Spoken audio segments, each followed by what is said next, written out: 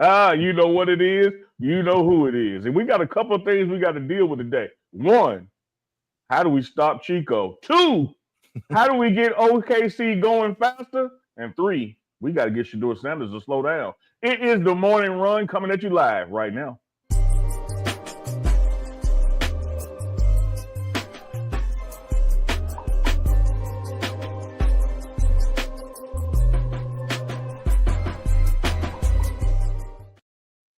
The question was, how do you stop Chico? Chico is like Shaq in the early 2000s. You cannot stop him. You can only hope to contain him. Y'all know what it is. It's the morning run. Uncle Neely. Philip Dukes. So you got the P on his hat for the Philip. And it's me, Big Dog Chico, live and direct, right here on the morning run on the Pregame Network. Happy Friday. Aloha Friday to you all out there. Got a lot of things to discuss, I guess.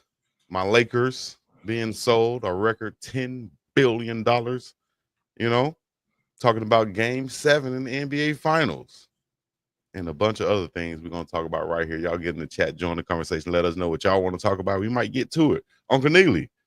Yes, sir. Be the point guard right now and let us know where we're going to go on this first topic.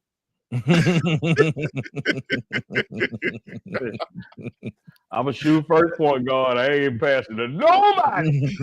I feel like I'm open. Chico, I know you always say this is the number one network for people born. But I tell you this about people born. If you only been born 35 years, you only seen it 4 times. There's only been 4 Game 7s in the conference, in the NBA Finals, for the past 35 years. But we got one coming up on Sunday. We got a Game 7. OKC, Indianapolis Pacers have gone to 7. I'm still saying OKC. I haven't changed. But man, oh man, the way these two teams play, and if you look at the history of these Game 7s when we've had them, it's been the closest margins of games. 7 points or less have decided the Game 7. Chico, we're going to go to you first with the hee-hee. In a Game 7, margin 7 points or less, who you got? Whew. Man, I think where we're playing is going to be a big factor since we're going back to OKC. But I could tell you one thing, man. Getting blown out like that in the Game 6, no matter what the situation is, that's something you don't want to see this late in the series. So Indiana, it depends. Hey man, can that defense travel? Will TJ McConnell, will he travel and be the leading guiding force and engine that could and lead this Pacers team to a victory over there? I think those wing players will show up defensively. Will Miles Turner show up? I think that's going to change everything if he can show up for the Pacers. But at the end of the day, damn, I think it's going to be the home team and pull this out. The Thunder going to find a way to win. SGA going to have to be aggressive. Jalen Williams going to have to be on his game, and Chet going to have to contribute also. So Thunder for the win in a close game in OKC. Deuce, coming at you. What you see? Man, I see OKC still the better team. I think top to bottom, but I think the Pacers are a scrappier team, and I've been saying a whole bunch of fluky stuff. So everything that the two pretty much when we talk about the unstoppable force and the immovable object as far as back-to-back games, we haven't seen that cycle broken yet. So if I'm logical, then I'm going to continue to bet with that cycle. But I'm not logical. I'm a wild guy. I'm going with the Pacers. Give me the Pacers. Now, Dukes. I like that. I can't say I'm mad at it. I don't even have a lot of counter argument, but I do know that the other day when we had Game 5, you said the winner of Game 5 was going to win the series. OKC won Game 5. Now you going back to Pacers? Yeah, I'm going back on it because I'm gonna tell you why. Talk to me. I've been contaminated by the moral compass of Colin Cowherd, and you know how he goes like he loves to go back and forth, and he just changes his opinions with the wind. Kind of like Chico. Yep, that got on me a little bit. So, but nah, man, like serious business. It's just one of those things where if I'm gonna bet it, I would just bet with the flute. And that's just my gambling style, you know. That's why I don't gamble a lot. But honest to goodness, like I do think OKC is the better team. I think it's gonna be really hard to beat them at home. You know that it's gonna be bananas in OKC. I mean, I don't think you won't even be able to hear the plays getting called in the huddle. I mean, it's gonna be ridiculous. So, but I'm just I love the underdog. I love the spreads. Betting again. I love betting money line against a long spread. Mm-hmm. So I'm gonna take me a little funky $50 and throw it on there and see what happens. I ain't mad at that. You know, I tell you all the time, I got who I'm going with just out my mouth. But when I look at the odds and the payouts, a lot of times I go with the underdog as well. That's just smart money where you can make money. But I was, fellas, I'm still going to go with OKC. Clearly been the best team throughout the regular 82 game season. Have had some battle tested moments throughout these playoffs. You know, depending on who they were facing. So this ain't new to them. I like them at home, and I tell you what else I like. Finally, the Pacers gave SGA a different look defensively. Versus just having one guy play him hard, pause, that he can just still end up scoring on. They literally gave him different looks throughout the game. I don't think that works twice. I'm putting SGA in the 30-point range as far as his scoring at home. I think he's going to have exceptional help, and I think their defense returns and causes some turnovers. I will say this, and it's going to sound like coach talk, but the team with the fewest turnovers win this one because they have not only traded baskets, they have traded ridiculous amounts of turnovers. Like one game, somebody is 16, then the next time the other team is 13. It's like it just depends who can handle whose D better, pause. But I like OKC at home. I like the MVP at home. If they give him different looks again, I think he's prepared for it. Or if they go back to that one-on-one style, he's certainly prepared for it. I'm going OKC, and not only OKC, I say they win this thing by 10 or more. Oh, that's gonna go away from, like you said at the top of the show, the previous game sevens have been pretty close games. If you look back at the history, and also a point you made about the turnovers, 23 turnovers for OKC last game, only 11 for the Pacers. 5 of the 6 games, the teams with the least amount of turnovers win the ball game, and that's with the exception of game 1. So you're right. Can that defense travel? Who's gonna take care of the ball? This could be like when you see playoff games in football and teams just want to come out there and say, man, we're going to take care of the ball. Don't lose the game.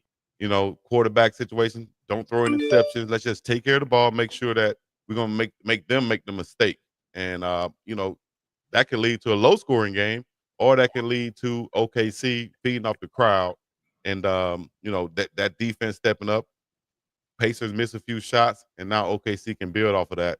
I think it could be one of those games where they lead most of the game, or it could be also one of those games that goes back and forth if the Pacers can show up. So you never know in game 7, man. It just depends on who shows up that night. You're exactly right, and that's why I'm gonna still, if nothing else, two final points for me, Chico, is what you started with. Because it's a game 7, I gotta go with some leaning toward the home team. Mm-hmm. I gotta go with some leaning toward who's been the best team just overall all season. So if you give me like 5 boxes to check, that's already 2 of the boxes checked for OKC. Which one of the teams got the MVP? OKC. Now we got 2 more boxes left, and that's when the turnovers and all that come into place. But I'll say this, guys. What happened. We're all human, and there's some psychological to this. Indiana played last night like they had to play to win, because if they didn't win, guess where they're going? They're going to Cabo. Yeah. And at some point in the game, as much as OKC was scrappy and doing the damn thing, at some point in the game, OKC started to play like, hey man, we do have another one. Yeah. Right. And when you look at the final, that's exactly what it looked like. You look like the team who's like, man, if we don't win, this is over. Won, and the team that looked like they got another opportunity, they lost like they looked like they got another opportunity. When it comes to these game 7s, man, I don't see that there's more pressure on one than the other, because both of them go home as it's over. I will say this about both of these teams. Both of these teams are built right now, regardless of what happens in the draft and trades and offseason. Both of these teams are built to come back. You know, you look at what happened to the Heat when they were supposed to win and lost, and then came back and won too. You know, so these are two talented squads. I told people at the beginning of this series, man, this ain't what the NBA wanted because they're two small markets. Here, you got more people that live in New York City that have been watching these games. You know, 9 million. But by the same token, man, what a great testament to the NBA and the parity in the league and the talent across the league that these two small market teams are going to Game 7. Yeah, and OKC have a lot of draft picks coming up in the next 3 to 4 years, also, so they can continue to build around this foundation that they have with these three players, at least with Williams, SGA, and Chet. Just build around those guys and continue to develop those young guys. Man, they could be around for a long time. Chico, I still got the rock. Let me ask you a follow-up, you and Dukes. Mm-hmm. All right. Dukes is right. Pacers win.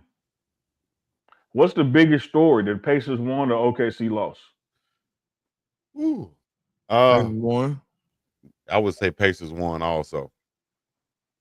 If they win, Rick Carlisle gonna have a big hand in it, and you will hope that he's got something up his sleeve that he hasn't shown yet, just for this moment.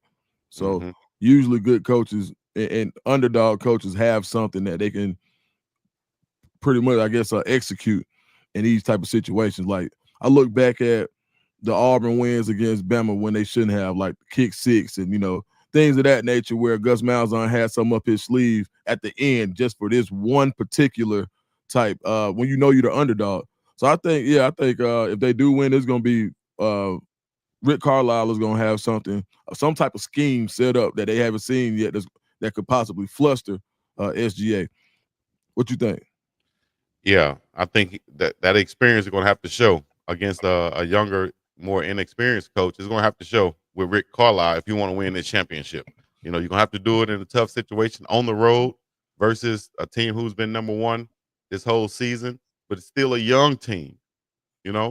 Still a team with not a lot of experience, especially in situations like this. So you can go in there and find a way to get a win because the pressure is still on them. Still on the home team, still on the Thunder. And if Indiana can go in there and just make this a dog fight, stretch it out to the fourth quarter, have a close game in the fourth quarter, maybe that inexperience can show, and maybe Rick Carlisle's experience can show, and he can come with something in the fourth quarter to put them over the edge. But I tell you what, if they focus on forcing turnovers, as I just said, the team with the least amount of turnovers have won 5 of 6. I think that could be one key factor in this game to for Carlisle to focus on and lead them to a victory. I love both those answers. I just disagree with them because maybe y'all didn't understand the question. I believe that the bigger story, if the Pacers win, I believe the bigger story is not going to be that the Pacers won. The bigger story is going to be the OKC loss, and I'm going to tell you why. OKC has been the best team in the league since we tipped off in November. Had the best record out of 82 games. OKC has the MVP of the league. OKC has the best defense in the league. Everything is set up or was set up for OKC to win. And shout out to the Pacers and their miracles at the buzzers in these past series that got them where they are. I just really think that outside of popping the champagne bottles, that Monday morning narrative is going to be more about OKC blowing it than it is going to be about the Pacers winning it, should the Pacers win. If OKC does win, and then it's going to be just a regular narrative because they were supposed to, and you're going to see the Pacers getting some props because they did so much with so less as far as those miracle shots to get them there. So it's going to flip both ways, but I do think if the Pacers were to pull this thing out, that those first few days are not going to be about what the Pacers did. It's going to be about what OKC didn't do, including what Chico always throws in my face, how they blew game one. All right, so this is the reason I'm gonna disagree with that, because usually the team with the best record historically doesn't win the championship. So that's usually not a story. When you go back and you look historically, last year the Celtics did it, and they were the first team to win the championship with the best record since 2016. Outside of that, nobody else did it. So you go back and you look at all the do you even remember when the Bucks won it? You know who had the best record? I gave you $1 million when the Bucks won it all. The best record was the Utah Jazz. We ain't thought about the Utah Jazz. When Golden State won it against the Celtics, the best record was the Suns. We ain't thought do we even remember the Suns being that good? So I think now in the NBA, it's more so they go with David over Goliath. Like that's the story, especially in small market teams. So I just think, and I understand the question. I just think that Indiana is a bigger story in basketball country because I still don't believe in OKC. Now, if OKC if they win it this year and they had the best record again next year, then it looks like Goliath like Goliath fell. But right now, these just two kids that don't even know they're supposed to be there fighting. Exactly.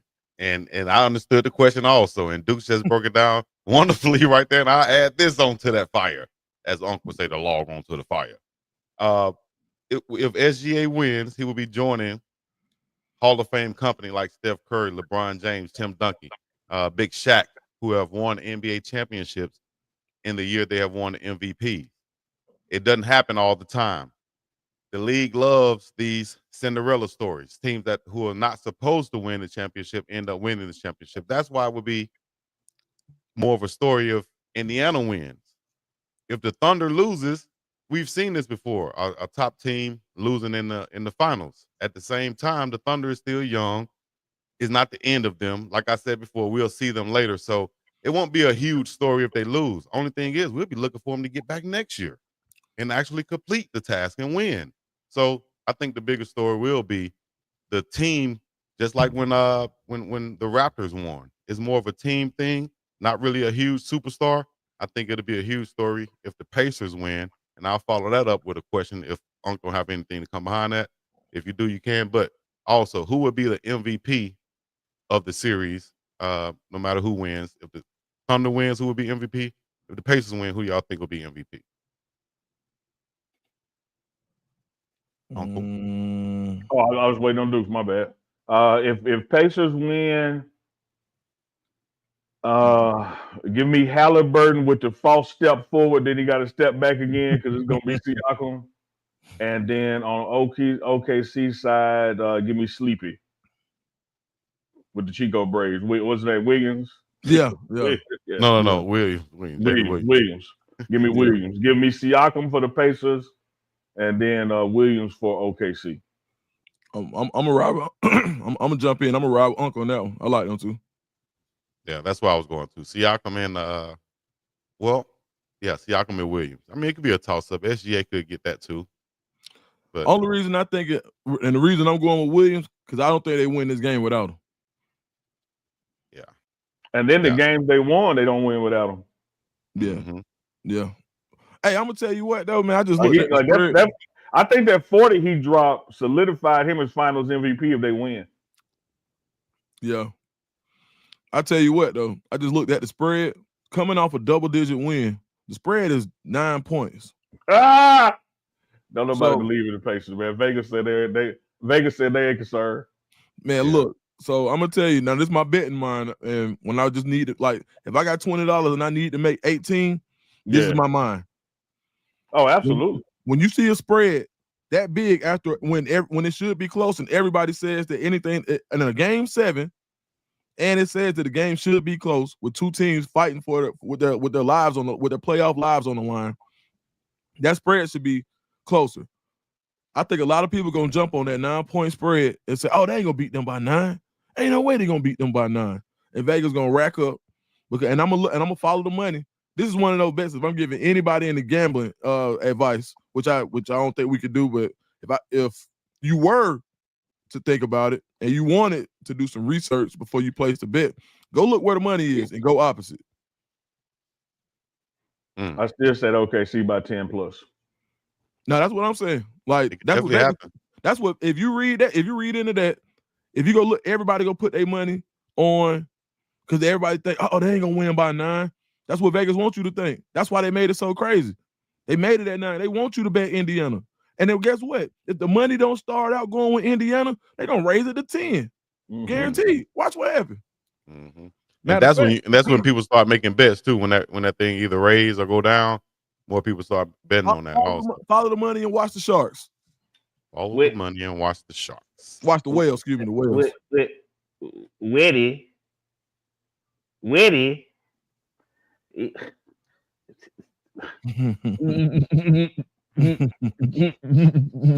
You're crazy, boy. You damn right I'm with it. What are you talking about? You don't remember Harlem Night? Yeah, Harlem Night. You took him. Champ.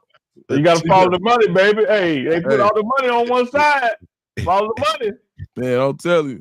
Winning.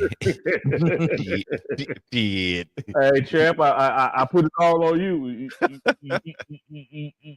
You getting ready to be a rich.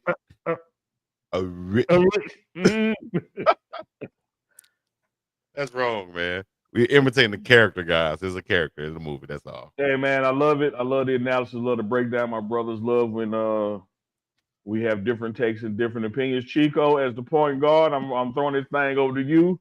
I'm moving down the small forward. Whoop! It's my turn. I'm in the post. I'm looking out there. I see Dukes at the 3-point line. Should I dish it to him? Yes. Should I? Oh, I was gonna shoot the hook shot. I'm not 8% on hook shot, but it's all good. Dish it to the 3-point line. Here you go, Dukes. You need to pass the ball. Appreciate that. Triple threat. I'm pulling this. Okay. Hey, listen. All right, straight up. So we know what's in the news. What's your take on the situation with Shedeur and the speeding tickets? Shiggity. Who you going with? Me? No matter. I'll say this about it, guys. We all know Shedeur Sanders, have watched him grow up on TV, and if you followed his college football career since Jackson State, you feel like you've known him the past 4 years, and you know that he is a sound and wise decision maker. And this is one of those situations where the 23-year-old showed up and he made a decision that was not wise or sound. There's nothing you got to do, barring an emergency and a 911 call, that you need to be going 101 miles per hour to do it. I will say that, based on the timing of it, you could tell the road was clear, and you're driving a powerful vehicle that can get away from you as far as not realizing your true speed limit, and that is also par for the course of why you had to be self-aware. And that's just as general human being. I mean, that's my son, that's Cam, that's Chico kids. There's no reason to be going 101. Having said that, when you put in place that Shedeur is the 5th round draft pick, the scrutiny is on him like no other. The margin of error is tighter on him like no other. That is even more reason to slow down. I think this is going to be one of those things where he certainly learns from it. Not one of those things that's going to happen again. And I come with Chico and Dukes with somewhat, mixed emotions, because on one hand, I know him, and I know his decision making, what he's capable of. And then we all know him from the coverage. And I would say that, like, the officer handled it well. Shedeur handled it well. This is one of those things where in America, that time of night, this kind of thing can go left real quick. But I think all things in all, man, this is not something you could just say, oh, man, it's just kids being kids, 23 million, 23. So much can happen when you're driving a vehicle that fast. You can hurt yourself and others. So it's really inexcusable to be doing that. And you have to take responsibility for that. And then when you look at what is all at stake, because let's just keep it a thou wow. Let's keep it a buck nasty. Let's keep it filthy McNasty. A lot of teams, when they draft you 5th, 6th round, an undrafted free agent, they really ain't trying to keep you in the first place. And any given thing can help their argument to not keep you. And one thing that Coach Prime has always preached is that everything matters. All the little things matter on and off the field. And so I think that his leadership on the team so far, his passing accuracy on the team so far, that's going to be the overwhelmingly was weighed and measured about him. I think this will go away. But I also think, man, that there are people trying to make a bigger deal out of it than it is. And don't get me wrong, I'm not diminishing it. It is a big deal. You got to slow down, my brother. Like, there's no reason to be driving that fast, even if it's just one exit to the next. You just also have to factor into what's on your shoulders and what's going around, and how all that you're being measured, and how that can just simply impact you in this process. So, having said that, the people who are making this a bigger deal by saying, oh, you got an FTA, which is failure to appear. Everybody watching this show right now, and my two brothers on the screen, I'm sure, just like me, have gotten a ticket before. It's not a failure to appear when you just agree that you did it and you signed the thing and you're gonna pay it. You don't have to go to court. And so for someone to say, "Oh, he didn't show up for court," you don't have to show up for court on a misdemeanor speeding ticket. You just pay it. And so to try to compound what this is by saying, "Oh, he also didn't come to court," or "He also didn't do this," y'all stop it. Like, don't try to over present the evidence to make it something it's not.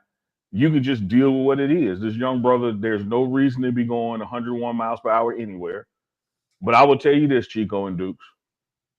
Get mad at me you want to. I'm still at this point in my life, I am less concerned about him going over the speed limit to 101 than I am concerned about how does a brother who's supposed to be 25 go 144. And that's what he was drafted at. So he'll get past this. It'll be done. Pay the ticket, move on. Don't do it no more. Don't do it no more. That's my little cousin used to say when he used to get whooping. I ain't gonna do it no more. I ain't gonna do it no more. But all seriousness, Shedeur, I want to play this video that's on Twitter right now from him being at Team David Joku's celebrity game.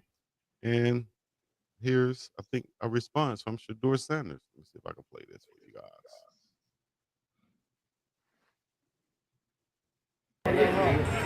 I know I'll be violent, bro. He's just a regular kid. Like, what's wrong with you? I'm just a little boy. He didn't do nothing wrong. I haven't seen anything wrong.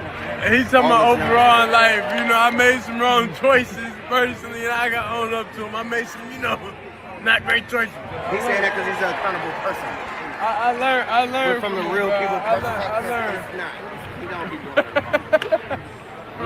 I learned. He's accountable. I like it. Yeah, I think Shedeur's being lighthearted about. What y'all think about his response right here before I get into mine? Yeah, I don't think there's nothing to laugh or play with. Okay, yeah. I agree with that too, Unc, because like you say, he luckily he only got the speeding ticket. Thankfully, he didn't have anything else in the car with him, because that's what I was thinking about. You know what I mean? It could have been somebody else in the car with him that had something, and then that's going to make the news as if Shedeur had it. So thankfully, it wasn't that. Thankfully, it just went as smooth as it could. And like you say, he probably was vibing out. That's a younger person mind kind of thinking like that. I'm just riding my car. I'm just vibing. I'm just a regular person. But at this point, you're not a regular person, dog. And I'm sure you're aware of that. But also at the same time, like now, like that magnifying glass, that microscope is on you right now, especially in Ohio, especially being the quarterback. I think that's the main thing about this. And then you see a lot of players in the past who have made mistakes behind the wheels, whether it's DUIs, whether it's driving fast, whether it's Henry Ruggs situation, God forbid that. So a lot of things could have went wrong in this. Thank God it probably went the best way it could, and he can learn from this, whether it's getting a driver, whether it's not being out that late, whether it's ordering something, whatever it is, there's ways you can prevent this. And I think that he learns from it, and thankfully nothing seriously bad happened, and he can move on from this. And like I said, this is not a loss; it's a lesson to learn from for Shedeur Sanders. Yeah, man. So I got a couple points. So speeding tickets are nothing to play with, right? I understand that. Let me address that clip you played. All right, so with that clip, I think you got to have better people around you that understand the situation. That wasn't a selfie clip. That wasn't him taking the camera and turning. That seemed like a lighthearted conversation that's, that was clipped up and somebody put something out they probably shouldn't have. So I'm gonna say that I think that there's a lesson in that clip. Totally agree. Watch around you, right? Two, I think for everybody who says how Shedeur is so egotistical and all of these things, the fact that he wants to basically just embrace the city of Cleveland. Like, so the guy he was talking to is probably the most famous Cleveland rapper in the last 10, 15 years. That's a Doughboy. So when you think about it, I'm like, all right, so he's mixing, he's mingling, he's at a celebrity baseball game, he's having fun. So I think that clip was taken a little bit out of context. He has enough media training to know that's not if that's Mary Kay or somebody else asking him that question, he 10 times out of 10 he doesn't answer in that manner. So I do want to say, you know, if I were to speak to him, I would say, hey, bro, like, man, make sure you watch the people around you, because even if that's, you know, something that, you know, we don't even know the full context of that conversation, but that clip looks different than I believe he wanted it to be. If he were to know that would be circulating on social media, I don't think that he would have felt like he put his best foot forward. So watch who around you. All right. Secondly, you do got to slow down. All right. We can't sugarcoat that. Like you said, if it's my kid, if Cam was going one-on-one, I'm gonna be like, hey, bro, give me your keys. Like, because you don't know, you know, you clearly don't understand. But when we look at the totality of what he's done, for the amount of backlash that he's gotten for speeding tickets, this has to settle. I know now it's settled in for him that, bro, this Sanders effect is really real. I mean, he's been dealing with it his whole life. But speeding tickets, I feel like Allen Iverson talking about practice. Like, I don't want to minimize to the point where I say that it's a minor infraction. But if this ain't nothing that you, what does this have to, and even when I talk about how people are saying, oh, told you so, people are waiting to say I told you so. Right. Now, two sides to it, and I'll leave it at this. You know, Martin Luther King had a saying, say the man can't ride your back if your back ain't bent. So basically, you know, if you know people are aiming for you, don't give them nothing. Don't hand them another target if you know they already aiming for you. But for those who are aiming for him, why are you aiming at him? Like, we get it. The clicks, we get it. The views, we get it. But damn, man, the boy is 23 years old. He's driving a super fast car. He was vibing out. He went too fast. All right. Now, so I'm venturing on the side of, I don't think he does it again.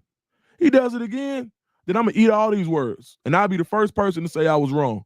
But I think when you talk about somebody, like, I don't like the comparison to Ruggs because the boy don't drink. Now, I ain't saying it can't happen. Like, when you look at all of the good decisions that he's made over the course of his life, when have we ever heard about Shedeur in the law? Never. When have we heard about Shedeur getting drunk somewhere intoxicated? I haven't. What about all Shedeur's baby mamas? He ain't got them. What about Shedeur putting his hands on the female? What about Shedeur failing a drug test? So my thing is this. You cannot encapsulate who he is as a person in these two incidents, and I think that's what a lot of the media is trying to do, and that's why I'm taking the stance that I'm taking. So that's why, and I don't want to minimize the speeding ticket, but if minimizing the speeding ticket means that we get to overstate who he is, then I'd rather do that than let people undermine his integrity based on these two incidents. And if I could jump in right quick, Unc, if you don't mind, if I could just say this, I wasn't, and I saw it in chat also, it's not a comparison to Ruggs when I said what I said. I was just bringing up, and like I said before, people get in trouble when they get behind that wheel, whether it's drinking or just making a bad decision or things of that nature. I'm just speaking of behind the wheel. We've seen it time and time again.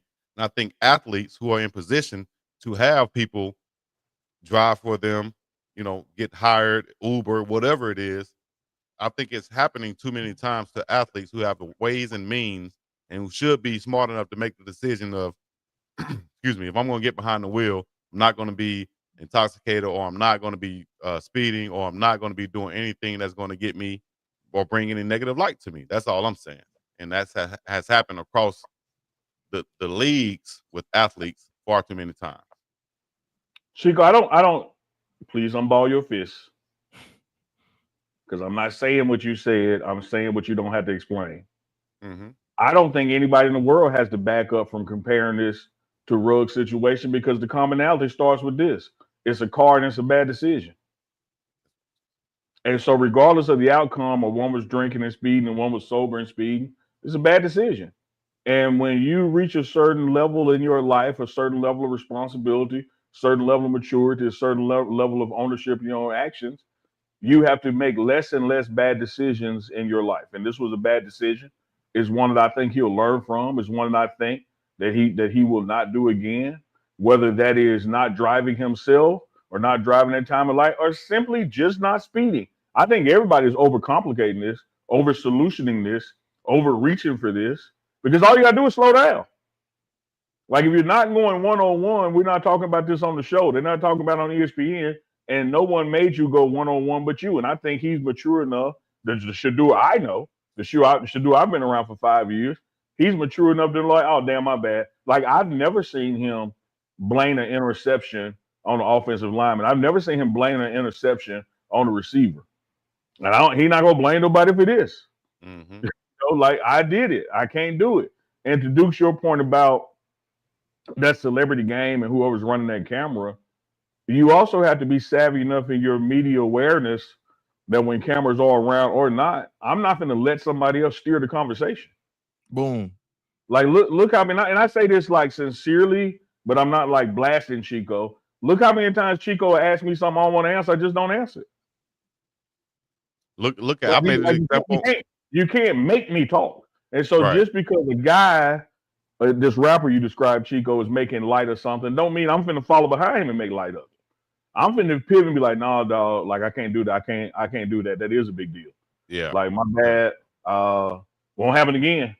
Yeah. Like all it took is that one time, y'all. Like matter of fact, I'm getting the governor put on my car. It won't go above 85. Right. Like I will make that kind of lightheartedness about it. I think that was a bad media moment. I think it's also a bad responsibility moment. But I will also say this. Just like when Shedeur held the ball too long in the game and took a sack, he ain't do it the next play. Just like when Shedeur read something wrong through an interception, he ain't do it the next play. I have never seen a young man more confident in his ability to bounce back from things that go wrong than Shedeur Sanders. He does it on the field. He does it off the field. He'll do it from this. And my bottom line is, you got to slow down, dog. You got to either leave earlier so you drive the speed limit or just keep in mind that there is nothing on the other end of 101 that's worth me going 101. Exactly. And I done drove across state for some cat. It wasn't worth 101. Yeah. We got you. But you're exactly I right. say state, I mean states, plural. I ain't do 101. I'm not driving that far. But if you have to steer the conversation, you can't drive far. You some point you're gonna be in the water. I mean, period. But I like to control the conversation or to answer what you want to answer or don't want to answer. Always takes me back to a clip I played a few months ago on this show, where Coach Prime was walking through the airport, and some camera guy, paparazzi, came up to him and tried to ask him some questions, but Coach Prime controlled it real quick.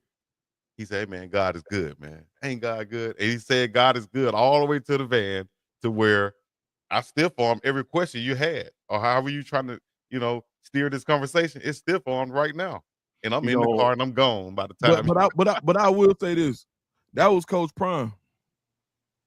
That wasn't Deion Sanders at 23 years old. Oh yeah, for sure. So that's all I'm gonna say. So with this point, because I grew up with the the Coach Prime. Like my first piece I ever did on Coach Prime was about his interaction with Tim McCarver. Mm-hmm. So at the end of the day, now do I think he would do that today? Hell no, he wouldn't do that today. And I'm talking about the situation where he poured the water on a reporter. He wouldn't do that. If you say something about Miss Connie. For sure, right? I can go for that. That's what that was born out of. So he might do it today. Mm-hmm. I can go for that. Mm-hmm. But when it comes down to it, I think Shedeur has room to grow.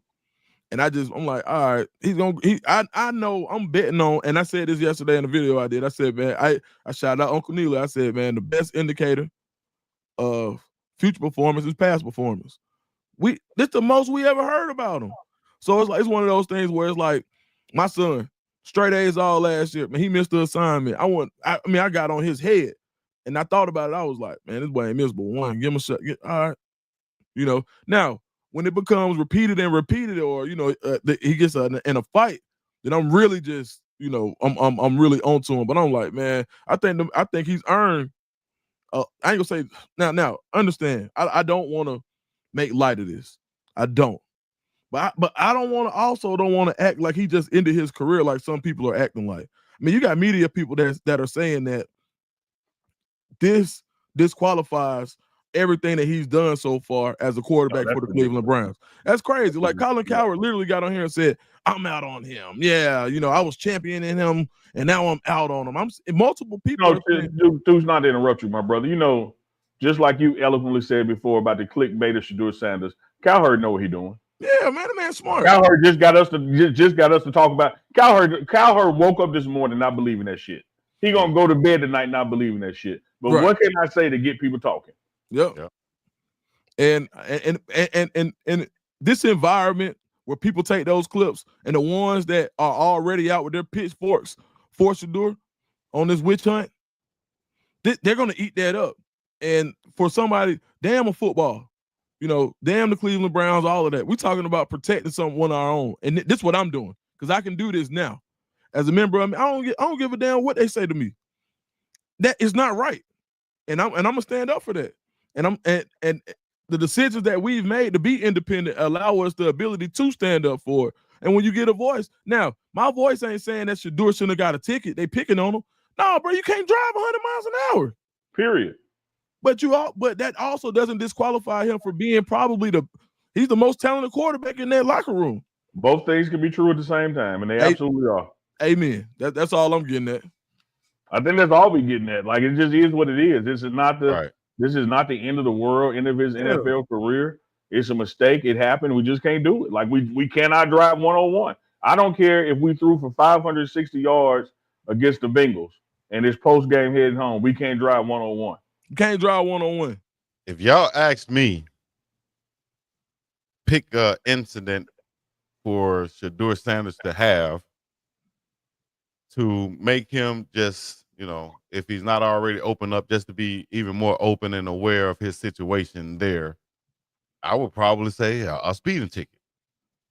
Let's just give a traffic infraction like that, speeding ticket or something. And now that's going to keep him. Okay, you know what, dog? I gotta be focused on and off the field in all aspects. If I wasn't, or if I was 98%, no pun intended, I gotta add those other 2% in there to be 100% on this.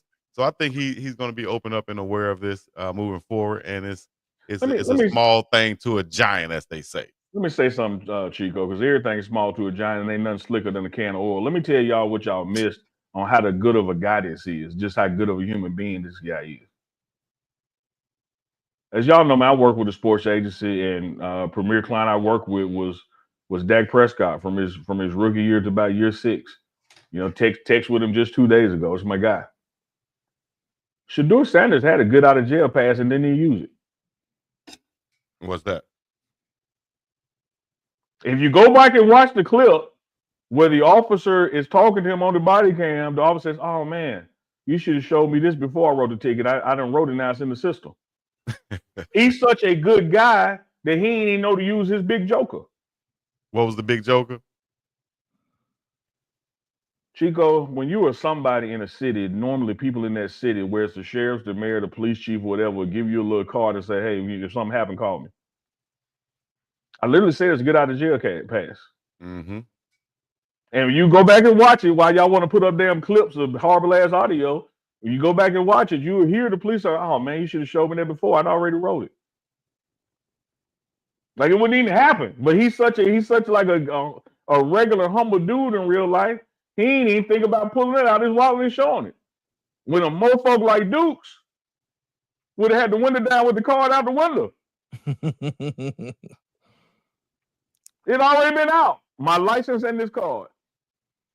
But let me tell you something, what you can learn from lessons like this, man. Like when I was working with Dak, and I got clips I can send you, Chico, you can play them. I used to travel with him. And you know what we do when we get to LA? Let me tell you who ain't driving. Let me tell you who the passenger the whole week is. Let me tell you when it's 2 a.m, somebody wants some snacks, who ain't going to get them? The man that we all here to protect. I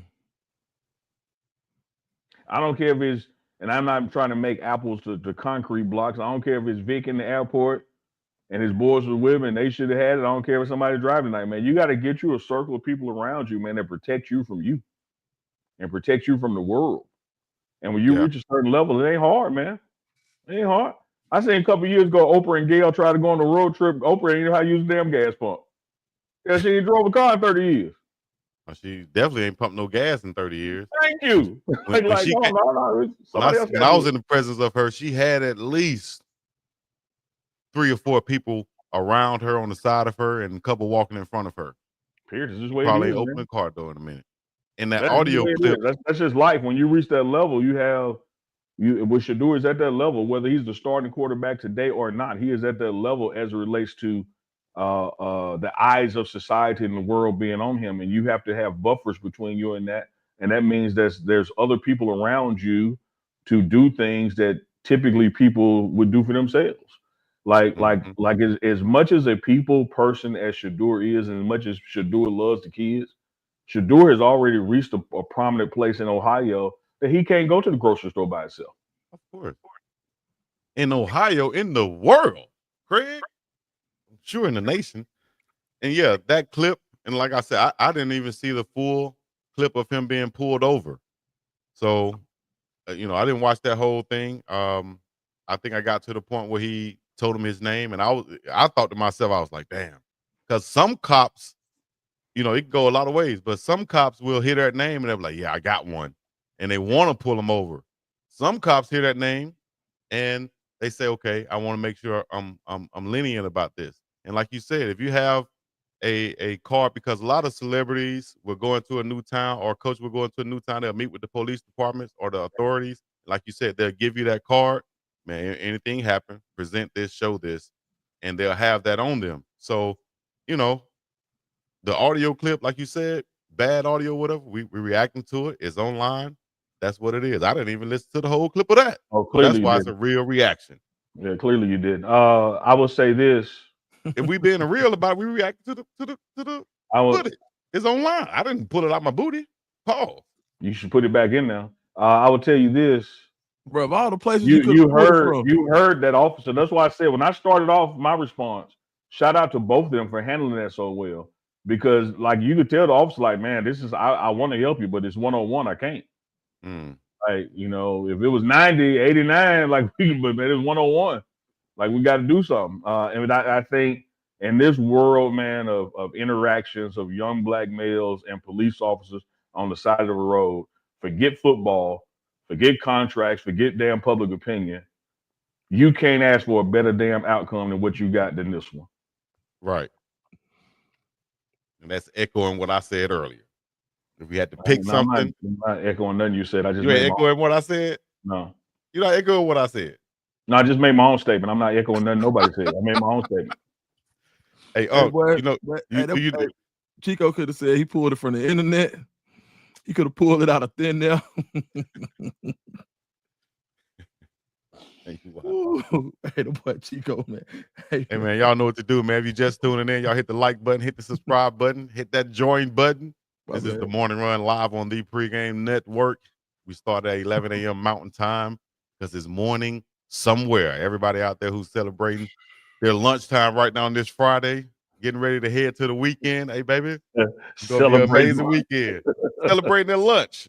Some people celebrate their lunch, huh? Chico Dukes. You hear this? Keisha Love in the building. Wait, man, I'm trying to pitch Woo again. She broke up with you with $2 super chat. Chico Dukes. Like that, though. I just planted my left foot. That's my pivot. That's my pivot foot. My back into the basket, and I'm not passing it. I'm gonna just bang this thing down. Pause. Hey, check this out. Got some Colorado stuff going, man. Y'all need to be aware of. Chico Dukes, we are now 37 days away from the start of fall camp. But that don't mean nothing because you're really just 12 days away because that's all you got workout-wise left. You got about 12 more workouts left, and that's including one more PLP in June and 3 more in July, player-led practices.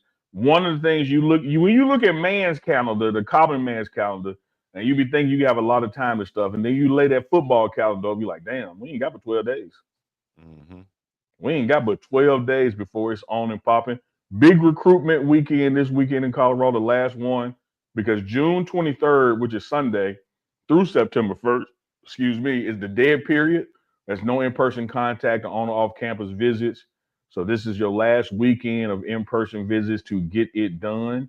You got the camps behind you, and I'm going to Dukes with this. You got the camps behind you. You're 37 calendar days away from from fall camp, Dukes. You got your last big visit starting now through this weekend. It's recruit and close mode for college football. What are you hearing, Dukes, out there on the landscape, not just for Colorado, but closing these recruits now, or forever hold your peace? Man, I think so. A lot of schools are shifting. You're going to find out who had their strategy for NIL in place before the ruling, and now so you got the ruling that they have that they're saying the revenue sharing is going to be the NIL model, and you got different states pushing back. So it's still like the wild, wild west. The teams that already function as if they were under a salary cap, and they use that to recruit.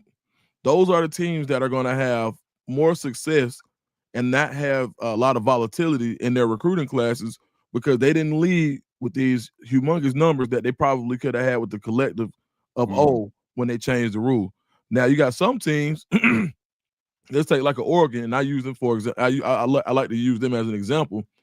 That if you have a major NIL donor like a Phil Knight who says that I want to just let's say I've got 10 $500,000 endowments for 5-star players if you come to Oregon. That's well within the rules as long as they're not literally real and true Nike ads. So everything over $600 of an NIL deal has to go through a third-party firm called Deloitte, where they have to say, is it a legit NIL deal? So teams that have NIL structure around them where they can give you a legit deal and is not only pay for, excuse me, and is not pay for play, those teams are going to be positioned differently. But I think the best teams are going to be the guys who said, we're going to have a salary cap and we have to, excuse me, we need to recruit you. You have to want to be here. And I think those are going to be the teams that have success. I know a lot of people, like we think about Colorado recruiting right now, you got 2 recruits, but 2 commits. But I think the guys that you're getting on campus aren't guys who are, a lot of them aren't making decisions right now. Yeah. You're going to close these guys. See, everybody's already taking their best shot. And this is what I do appreciate about Colorado's approach. Coach Prime ain't even there. So by the time these guys come back during the season, they get the game experience. Coach Prime gets in mode. They got a draw 40. They can slam on somebody that nobody's seen yet. And I think that's the exciting part about the way that Colorado is recruiting. And I also want to give big ups to the recruiting staff because they're able to get the amount of players that they're getting on campus without the lure of people coming to visit Coach Prime. And I like it like that because that way it's not the clout chase. It's not I'm just finna go out here and I'm finna go see Coach Prime and then take a couple pictures and I'm slide on back. Now you got to come out here to see if you really want to be a part of this. And I think that's important for the way that Colorado is recruiting. I talked to some guys over there at that office, and 19 to 20 is the number, dog. So you're going to see some things start to fall in place. And I think one guy that I will put on watch that I'm going to watch is going to be Xavier Payne, the Florida State commit. I think that he's a guy that me talking to people out in Florida and talking to people around close to that situation. He's originally from New York. He plays at Miami Edison, but he's a guy from New York. So that's where that Syracuse visit came from. But I like Colorado's chances against Florida State in this one. I'm not predicting it, but I do think Colorado sits in a favorable position. Yeah, I like that. Chico, I got one for you. Again, my back is to the basket. I'm in the post. You up top where you love to do that skyhook 3-point off the glass shot. I'm dribbling twice and coming to you. Pow, pow. Hee, Chico. Let's talk player development because the clock is ticking on it as well. We got 12 workouts left as we sit here today with some PLP in there. Here's what people aren't appreciating about this team, Chico, and I want to get your ball experience on this. One thing about this Buff team, you got 48 people there now that ain't been there before. 48 new guys who are going through this for the first time with Andrew Swayze, strength conditioning coach, along with everybody else. But from a culture standpoint, you don't have a lot of time to get this 48 indoctrinated to the team. Why is it so important during strength and conditioning that happens before fall camp starts? Yeah, this is the time where it all happens. This is the time where Coach Swayze is molding his team like it's supposed to be molded to hand it off to Coach Prime and the staff when they return and they start handling the team on a day-to-day basis. This is the time, from a player perspective, that you learn your teammates. You bond with your teammates. You find out who the leaders of the team are, vocal leaders, who the guys that's going to work that you just know to follow behind. That's why you see guys like Tawfiq and Jordan Seaton stepping up and leading this squad and being examples. This is a time where everything happened in the summertime because it's going to be hard. And what do they tell you? This is when you find out this is when you separate the men from the boys. When things get hard and tough and Coach Swayze is challenging you, some people are going to fall to the back. Some people are going to not take on the challenge. And some people are going to be there to push those guys and lead those guys. So your team is going to be molded right here and bonded together right here to be handed off to Coach Prime. And when they return, Coach Prime is expecting a certain standard, a certain caliber of player. He's going to be looking at these guys' body and see how much it has changed since these first workouts in the summertime. And then the condition they're going to be in when we start camp in August. So everything is happening right now with Coach Swayze, and I think he's doing a great job of it. The players are bonding. All the new guys are getting to know each other. And, like, this is so essential to the success of the season coming up. And I think Coach Swayze is the man to lead them in the right direction. He's doing a great job. I love that, big dog Chico. We're officially set, man. The team meeting will be on July 27th at 1 p.m. You know you can't be late or miss that. July 27th at 1 p.m. So if I was a player, I'd be back around the 24th or 25th. I wouldn't wish that 26th flight. Anything could happen. And practice is going to get going on that 28th of July for fall camp. Chico, I know while we were having that robust, healthy discussion on Shedeur's situation up there in Ohio, we had a whole bunch of super chats go by that we did not get to. So you might want to we're going to bring those randomly up. pulling those up. Make sure we get those super chats. They shout outs that they deserve because we love when you super chat. We love it. Also, Jordan Seaton posted a video we saw from Darius Sanders. Jordan said, I was up like 360, 350. I'm at 305 now. And we mentioned that on our reaction videos and talked about, even on this show, how Jordan looks slim and trim now. And that was confirmed that with him being 305 pounds and just looking in the best shape of his life right now. And I'm telling you, man, to underscore that, it started with a conversation with him and Coach Swayze in February. It's like, Jordan, what do you want to happen before season starts? This. Okay, we're gonna do this. And that roadmap was laid out, and he follows it away from the building, follows it in the building, and he really already has an NFL body, man.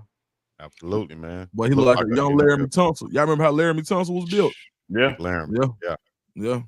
Chico is Laramie with the gas mask. I need to try again. All right, anyways. Super chat. Some super Taylor made.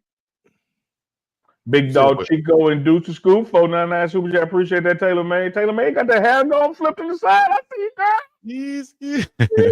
She also sent another $4.99. You feel me? The breakdown that you did last night about Shedeur last night, DTS. Your breakdown sounds like an attorney. 499 super chat from the swoop to the side. Taylor May. Tell him why I sound like an attorney, Duke. Tell him why I sound like an attorney, Duke. Tell him why, Duke. Tell him why you sound like an attorney. She was saying you sound like an attorney. Yeah, I went to school. I went to school pre-law. My bad, Chick. I went in, but I blanked, bro. My bad. That was my degree, political science, pre-law. Rado. My bad, Chico. Rado Ramos, $4.99. So I got Chico. Y'all go ahead. Rado Ramos, $4.99 super chat. There was less of a story about Kraft and Tucker's happy endings. That's in his juxtaposition against Shedeur's media coverage. That boy Kraft. Mark Jones, $1.99 super chat. We appreciate that love, Mark Jones. Mark Jones, who? Mark Jones. Jay McClendon, $4.99 on y'all heads. Appreciate that, Jay Mac. Another $4.99 from Jay Mac. When you're about to move into the next atmosphere, adversity will show up. Stay focused. In other words, slow down. Appreciate that, Jay McClendon. Like that. Regina Duke. Hey, 1999, and it's our time to shine. We call her the choke artist, not because she don't come up in the clutch, because that's how she teach children. She choke them. Shout out to my big sister. She at home. Boy, don't say that. Okay. Like Chico Mama standing over him with that belt. You had 3 apples. You ate one. Unc having 6. flashbacks on camera again. Unc having flashbacks on camera again, guys. Don't worry. Taylor Taylor May. May once again. Now, man, Taylor May is in this thing. Taylor May. Mhm. Love that hair, baby. It's whipped to the side. Taylor May say 499 super chat. Unc, BDC, and DTS. You guys make a great team. Appreciate that. Blessed you. Blessed to you too, Taylor May. Got that butter whipped over there. I see it. That first time Unc saw BDC in the chat. You know what it was. You know what it was. I thought. Let me tell you something, Chico. Go ahead. Go ahead and ball your fist up on this one. Anything dealing with you, my first thoughts go to something freaky. So they were like, man, tell BDC. I'm like, BDC? Like, I'm not telling BDC nothing.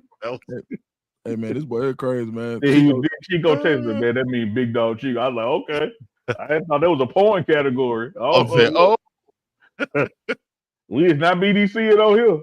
Boy said, that boy Chico could have said he got it from the internet. He could have got it from anywhere. So you can put it right back up there too. That's what people say. You think I pulled it out my ASS? But I said you didn't even see that. Yeah, it just sound how freaky the way you said it. Was like, come on now. Everything sounds freaky coming with shit. That's why I said, man. When I say BDC, I was like, man, I'm not touching that. Hey, man, I be cracking up, man. Chico the funniest dude in the world, bro. I'm like, read what they say. I am not saying BDC. Chico Dave out there in the street. What y'all talking about? What I do, man? God dang. All right, what we're gonna do is we're gonna get up out of here, man. We had a great discussion this morning. We thank you guys for joining in. You got all the super chats, Chico? We got all the super chats.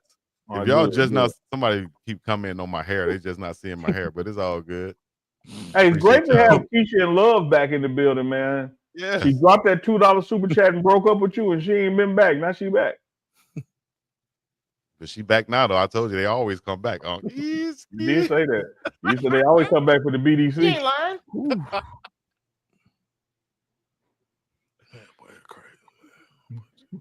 Dukes, you want to leave us with something? Unc, you want to leave us with something before we get up out of here? Because we Leon said the ladies got BDC in their phone. BDC. That's how they got me saved with a smiley face. My bad, Keisha and Love. Keisha Love say I'm back on for you and Dukes. She says she ain't back for you. I'm sorry. That's what they all say. You know, they got to justify it somehow. You got a $49.99 super chat just dropped on them heads. Somehow. Tracy Cole quit. I hope I'm saying it right, Cole quit. I know the Tracy. $49.99. Happy belated fathers. We appreciate that. You got 3 dads on here. All good daddies too. Cuzzo, my cousin. And she said, "Oh, that's fam. We appreciate that, fam." Yeah. Oh, Chico.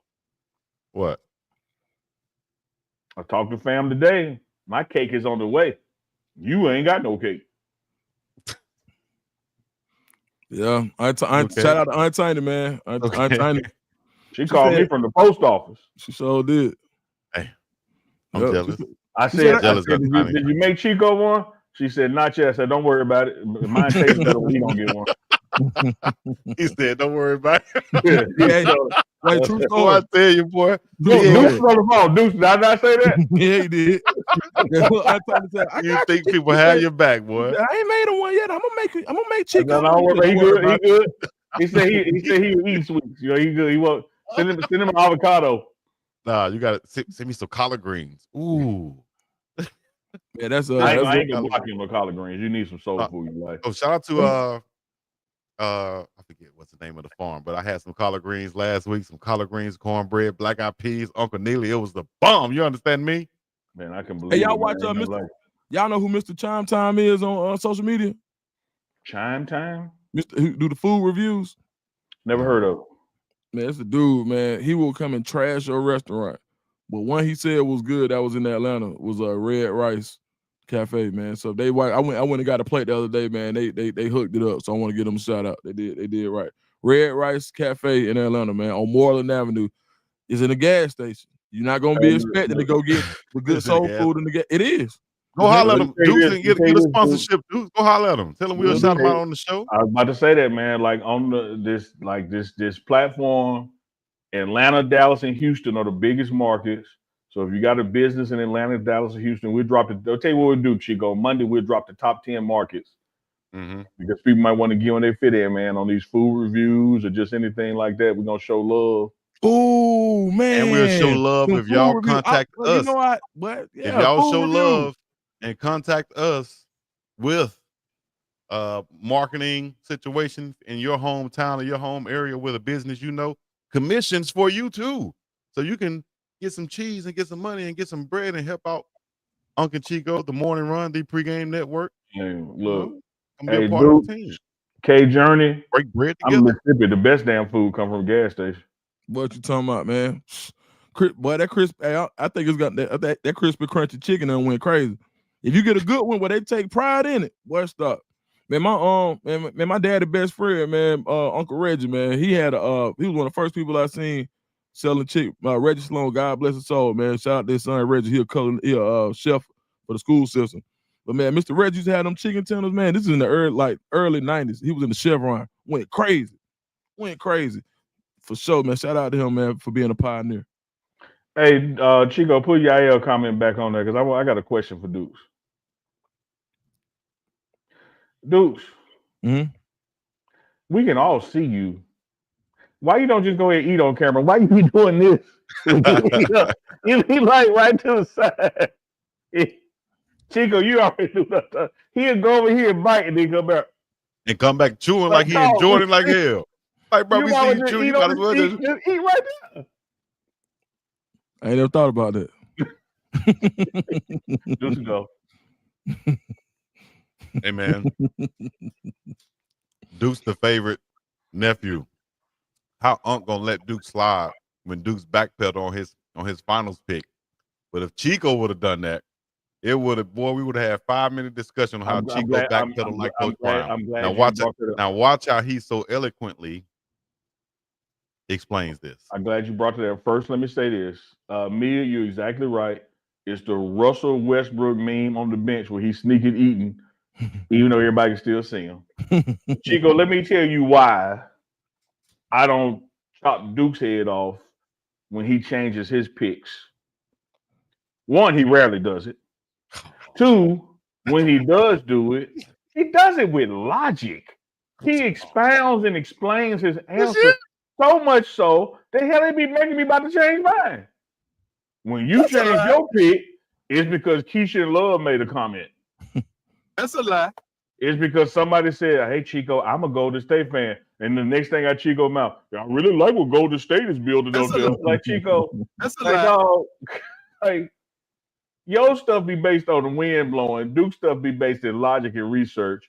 That's a lie. I'm going with Dukes every time. I'm going Dukes every time. Man, Chico, how you gonna put me on the spot, dog? Don't put Unc on the spot. You ain't got to do it. You just being you. That's fine. I'm collateral damage. Man, like Chico the type be like, man, you let Terry hit. Never that. I know him. You let that's similar. That's similar, Chico. Never that. You ain't saying that with Duke. You ain't saying that with Duke stole something. No, that's totally different. Yeah, that's why I led with favorite cousin or favorite nephew. And now, if I would have said something like, reference it to a girl, that's different. But you reference it to an uncle or a big brother or something, you know what I mean? That's just putting the truth out there. Chat, y'all see it? I got a question for you, Chico. Chat, y'all see it? I got a question for you. Yeah. Why, when Dukes is talking, or I'm talking, and we make a great point, don't ask me, ask Manny. You already know I'm going in. Don't ask me. Get up and let Manny sit down, because I'm tired of the sound button only working for you and on you. As if we all don't pay Manny. Man, I'm about to slap Manny if he put a he in line behind Uncle Neely again up in here. Yes, I'm running things like I'm running a tight ship out here, man. Yeah, he working under duress up in here. I've heard Dukes making a remark that just to have a stadium of 100,000 people stand up, clapping and cheering, and Manny don't do nothing. I've heard Chico say the lamest damn joke ever, and he go Manny hitting every button, the damn Jamaican horn, the hand clap. Who pays Manny? Manny doing his job. Manny know how to keep his damn job around this thing. You feel me? That's all I'm saying. He ain't All lying. right, I'm gonna do you let 1-900 ICE. Hey man, don't do my boy Come like on now, dog. Oh, that's so wrong, man. All right, we Don't do my tell boy man like that that. tighten up there. Calm down. It's all right. Calm down. Manny say he has a birthday coming up soon, so he want to have a birthday show.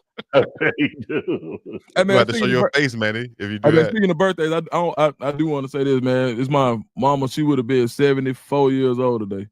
Man, Oh, shout man, out happy Mama birthday, Dukes, happy man. birthday in Damn. heaven to Mama Yep. Dukes, man. Yeah, for sure. Yeah. You raised a hell of a son, Mama Dukes. I love getting to know him, man. That's my guy. That's a pot, man. If you on my Instagram, man, she got a funny clip, man. Yeah, I saw that, man. Yeah, It was yeah. funny. She She seemed got I'm like gonna she tell you what I was, saw, Dukes. I saw that clip. Yeah. she seemed But like I'm she gonna tell you was what I live saw on from the that party, clip. dog. What'd you say? What'd you say on? I'm gonna tell you what I saw from that clip. So y'all thought the clip was about thought, about her being hip to the game, about needing more teachers like that. No. See, y'all missed the finer point of the video. Go back and watch the video on Deuce the Scoop Instagram. You got to look in front of Ma Dukes. She had laid her hand down. They were playing spades. I saw the red book of cards on the table. I saw the red book of cards on the table, Duke. I know a card player when I see her. Ma Dukes was busting head in spades. Then it went to story time. Hey man, I'll tell you one thing. Great story though, man. They ain't let me and her play together. 1000%. They did not let me. Nobody let me and my mom play together. You wouldn't get off the Y'all table. can talk across the board without talking. Right. 1000%. And you talking about trash talking. Yeah. What's up? Yeah, nobody in the family let us play together. Man, shout out to my dudes, man. And my partner. Happy heavenly birthday. Happy heavenly birthday, if I can get it. Amen. For sure. All right, try it again, Chico, because it's important you say it right. Go ahead. Yeah, because she'd laugh at me. I'd have her laughing. Happy, you know what I mean? Heavenly. I said it right. You just yeah, got to the eighth time. I'm trying to get you a good soundbite. Put your hearing aid in, and you would have heard me say "Happy Heavenly Birthday." I like that mush mouth. Happily, who did be? I would do with the Well, hey, what's that one Chico do? He be lying, dude. Whooped up. Whooped up. He over there whooped up.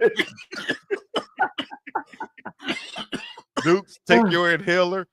Put your hearing aid in and snap your onesie between the legs. We're gonna get up out of here. It's hold on faster. Gotta let that thing breathe. Thank y'all for coming out this morning. Y'all know what to do. Have a great day on this. He gonna lie again. He wubba dubbing over there. Wubba dub. Now, hey Chico, why don't you make a wubba dub shirt? You don't want to make that? Hey, speaking of that, hey, we gotta send this right here, man. You guys make sure y'all shop with us, and it's called UncleChico.myshopify.com. I'm gonna get that out too, Unc. But you will see some morning run merch on there also, so y'all can go there and support the channel, support the show, support these three brothers you see on the screen right now, because when you support us and buy that merch, it allows us to keep going and bring on more merch and do more shows. And we might be able to show up with each other, and y'all can see me run and chase Unc around the campus at Colorado. So if y'all want to see that, buy some merch, and y'all will see. You know what, Chico? I know the answer to this because you're a father. You're a good father. Dukes, you the same way. To the chat out there too. Let me tell you what you're trying to do, Chico. Have y'all ever tried to pick up a toddler that don't want to be picked up? A toddler may weigh 25 pounds, but they do that lean back shit, and next thing you know, they weigh 130. Chico, come in here and try to pick me up. I'm going to hit you with that toddler. I'm going to unsnap this onesie, and we're going to get sideways in the dirt, Chico. See, you're going too far now, big man. You're going too far. You think I'm heavy now? No, I'm going to get double heavy. You eat, Chico. This ain't what you want, Chico. You're going to be dead weight. Boy going to hit you with the secret weapon.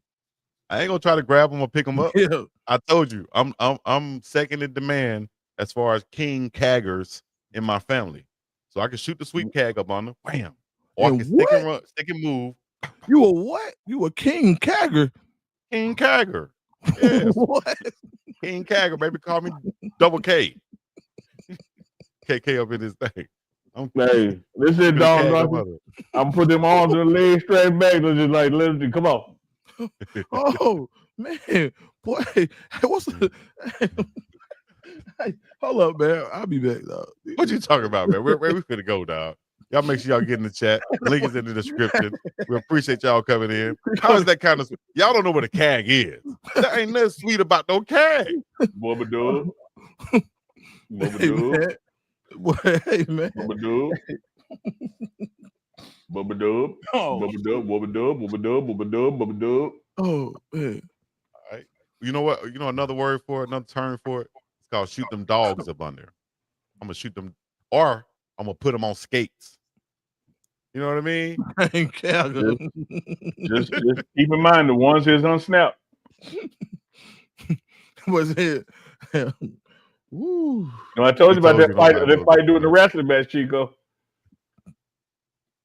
They said nobody knows about that term outside of your childhood neighborhood. But that's the point. That's why I'm putting it out there. Nobody knew about now either.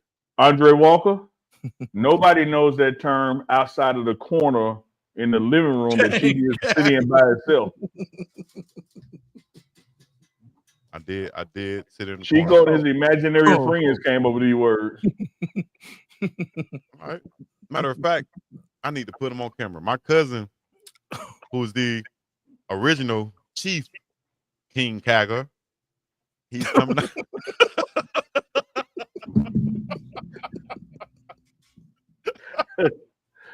That sounds like somebody in the Rock family of history of wrestling. You got Rikishi, you got King Kagger. Hey, oh man, that's a nah, man. Hey, watch. All right, now I'm trying to say. My cousin, who's the Chief King Kagger from back in the day, he's coming out here to Hawaii on the 25th. We're going to have dinner. I'm going to make sure I find a way to put him on camera, and he's going to tell you guys. He's going to explain about the cagging, the history of cagging, and how he became the Chief King Kagger. He cagged you, boy.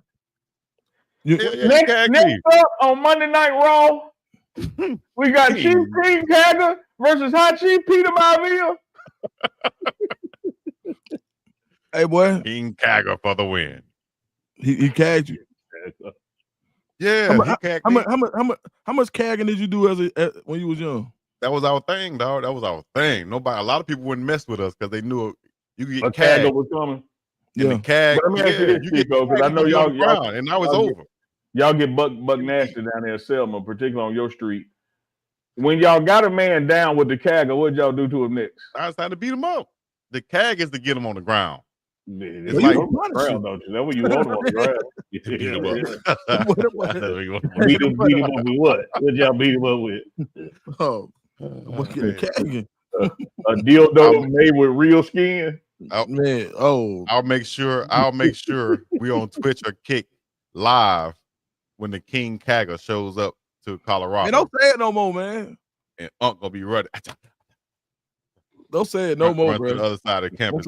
That's how you run Chico like that. Let me get up out of there. Get up out of there. We used to call it booking. That joker book up out of there. You got to make that sound with it though. Let's ride out. But anyways, man, y'all know what it is. Uncle Chico live. Hey, what's the likes up, Chico? How many likes? How many thumbs up we got? Oh, likes. Yeah, I will have to go over here.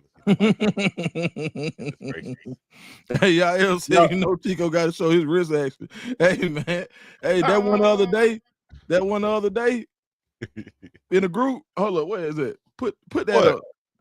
Now, hold up. I know y'all don't want to start exposing no group text now. Y'all gonna have a whole other show. Yeah, it's you that don't want to expose no group text. We have almost 200 likes. Let's go ahead and get 200 likes, guys. Let's go ahead and get 200 likes. Yeah, hit that. Y'all hit the like button, man. Hit the like button before we get out here on this Friday. We got reaction show Saturday. Got Uncle Chico Sunday night, and then we got the morning run back Monday morning. But before we get up to any of that, we got to get the likes up to 200, man. Y'all say we right there. And run the likes up. And guess what? Chico, it don't cost nothing to hit the like button. It costs absolutely nothing to hit the like button, and you can also become a top fan, and we have the rankings now from this show right here. So these are the current rankings for the top fans on this show. Elanissa, we appreciate you for commenting, engaging, and everything you do out there. Miss Carmel, let me see. Is that right? Yeah, Miss Caramel, Miss Dawn Duncan, after the game, Peter D. Supernatural, Jewel, Allen, Debbie Garcia, Carlton Webb, and the Texas Truth are top 10 on the show today. We appreciate you guys for engaging with us and leaving your comments, questions, and everything else. You understand me? And C. Maven just dropped a $2 super. Appreciate that, C. Maven. C. Maven with the super. Thank you very much. Y'all know what it is, man. Hit the like, subscribe, and comment. We're going to be up and about this thing, man. I'm going to go in here and practice my cadence. Did we get 200 yet? Guys, we should be at 200. Y'all hit the like button. You want to wait till they get 200, Dukes, before we leave? How many we at? We're at 178 and counting. Let's go. I ain't got nothing to do. Y'all can go. Just leave me on here. I stay with you, Duke. I stay with you, Duke. I ride with you. Let's see what Cam is. And they ain't gonna do nothing become the Diss Chico show, so I'm down for it. I ain't even gonna diss him, man. Chico already he said, yeah, Duke's since Duke's the favorite cousin. Why you don't never say that? I was like, come on, Chico. Chico, I want you to hear something now. When Dukes just imitated you, it's not the words he said, it's before the words he smacked. Okay. But Chico, you do be smacking, and it's starting to concern me. Come on, that's an island team. That you thinking little girl, that's an island team. No, it ain't. Yeah, he got me, bro. It's all good because I got this hold up. Kind of rocks you over there eating? What kind of rocks am I eating? Damn, I'm eating rocks. Hold on. He might be like Denzel with Training Day when they had Snoop Dogg in the back of that stove. Where the rocks at? Damn, where the rocks at? Snoop played the hell out of that part, dude. Where the rocks at? Keisha Love. Front seat with him. I bet I'll fuck him up. Yeah. I'll see y'all tomorrow and Sunday because I got a bone. Hey, you know what's crazy though? They got a sound for they got a sound for smacking. Like you could a text for it. What? Yeah, there it is. Them check. Keisha Love on some pound puppet. No, baby. Look, Keisha Love. Sunday night we're gonna send you the link so you can join the show. We're gonna let you air your grievance. Yeah. We're gonna see about that now. Have your stuff straight. I'm gonna leave it alone. I seen somebody say this, and I asked my auntie. I asked my niece what that means. She said that's straight up. Look, you see what it say? Chick. Wait, where? Yeah. That's Chico smacking. That's what they said it is.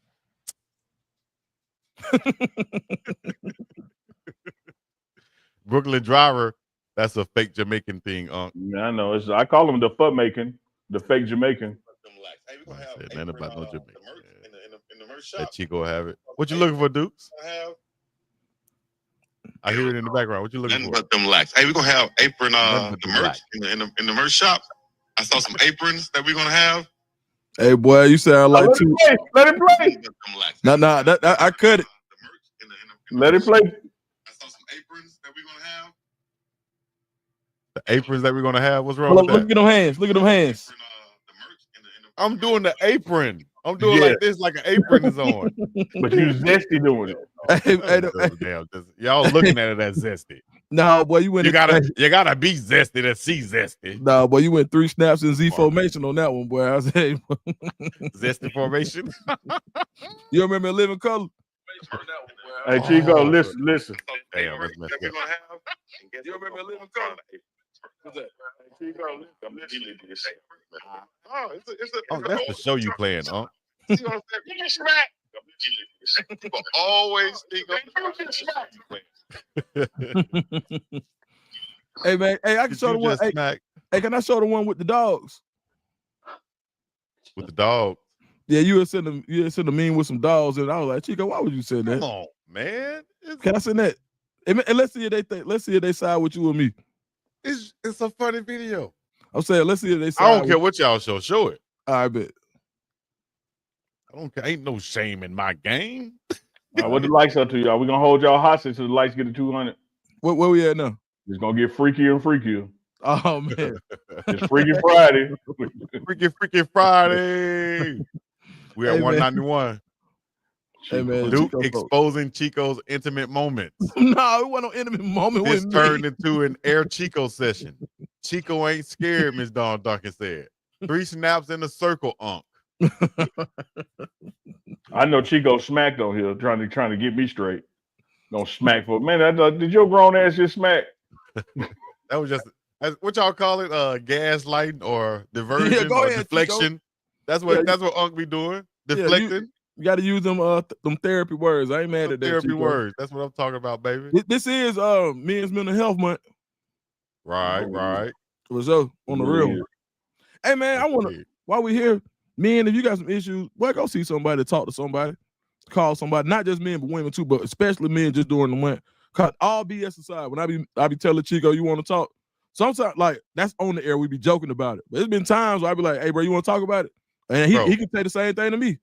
Bro, listen, like, straight up, guys. And I was watching, like I said, Kurt Franklin, Den of Kings. Y'all got to watch that with DC Young Fly and Country Wayne and Lou Young and them in their conversation. But just amazing conversation, right? And I called my cousin who's in Kansas City. We haven't talked probably in a while, and we actually played football together after college for a half a season. And he got traded, went on. Now he's a head coach for an arena team. And I called him to talk about some fatherly stuff.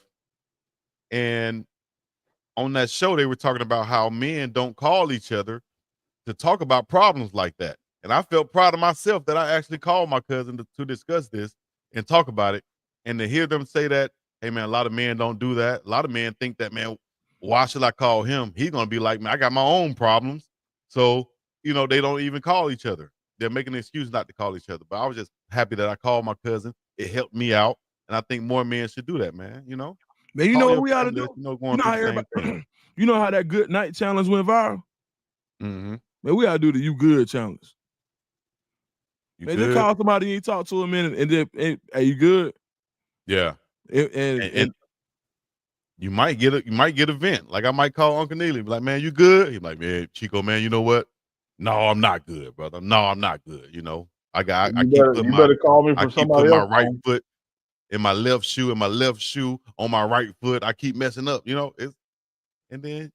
Well, like I said, you better call me from somebody else's phone. Because when your number pop up, I send it to voicemail. You even be ask me a damn thing because I don't answer when you call. You be answering, big dog, you called again. Hey, big dog, what you need?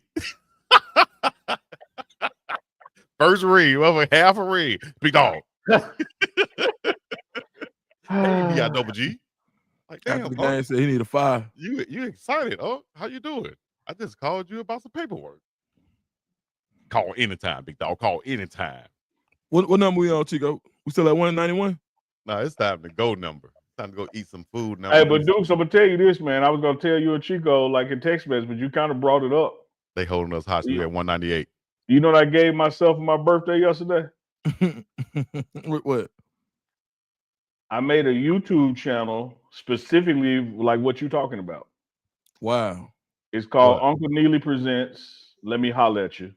And I said, you can go watch a little promo clip. I said, man, we so much more than sports, man. We are sons, we're brothers, we fathers, we men, like entrepreneurs. Like we got much more to talk about than just the stuff y'all know that we talk about. And so from time to time, we're gonna drop some stuff that I met just yesterday, 24 hours ago. That's hard. That's the one. Mm-hmm. Hey, Chico, you got the link? I don't have the link. Let me see. Uncle Neely, the therapist segment concept. Lay it on me, fam. What's bothering you? NIL drama. Chico, when you say lay it on, you talking about something totally. Lay it on me. I can't believe that stuff about Tyler Perry, dog. Here you go. You said we talk about everything. Where have you been? Hey man, boy. That should have been the show. The one time on this show where we were right poised to end at 101. Matter of fact, we need to start ending at those times again if we're looking to get some type of real sponsorships. They say we got to end the show in the same time. But I'm thinking like sponsors should love that we can go longer because that's more time and that's a more another plug for their business or brand. Yeah. All right. So while everybody else is going an hour, like the lady said on Coming to America, most men go an hour and a half. Well, the morning run we put in overtime just so our audience can get off. I think I dropped it in there, Chico. Dropped it in where? In the chat. Oh, okay. There's the link. Is it in there? You see it? I don't see it. It's just youtube.com/@Uncle Neely. Like it's ain't uncomplicated. Yeah, you guys can find it. Y'all go check Appreciate that. Appreciate that, guys. All right, y'all know what it is, man. We live and direct. We're gonna get up out of this thing. Go have a great. Did we get to 200? We at 198. We got to be at 200 now, unless they just playing games and holding us hostage. No, they said 203. The chat said it's 200. 203. We're about. All right, thank y'all for coming out. God bless you. Have a great day. Chico want to talk about Tyler Perry so bad. Peace in the Middle East. Y'all know what it is. He does. Not like you want to talk about Tyler Perry. You the one. No, you the one. We had to. Go to that search bar and look up YouTube channel Uncle Neely. Uncle Neely Presents. It'll pop up. I tried to do the link, but y'all find it. Uncle Neely Presents. No, you really do want it because you text us about it, Chico. talking about your heart was hurting.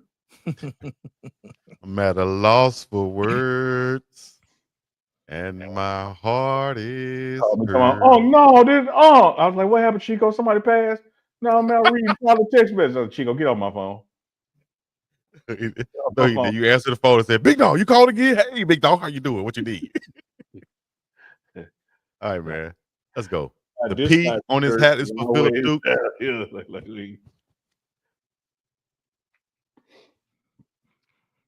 I'm gonna go, man. I hit y'all.